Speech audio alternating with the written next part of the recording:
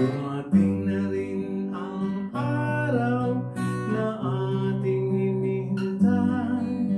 Nagtipon tayo sa ating pulong upang pag-usapan ang mga problema.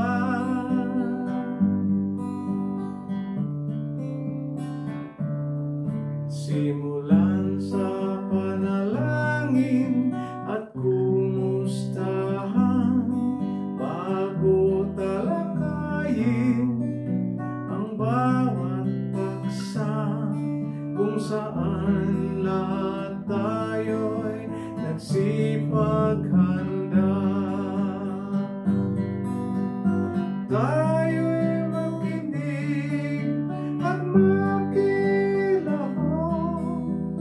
pagpayag ng ating damdamin, pagbahagi ng talino at kakayahan upang maging mabunga ang usapan. Ang ating tagumpay sa ating pagkilos, planuhin natin dito sa pulong.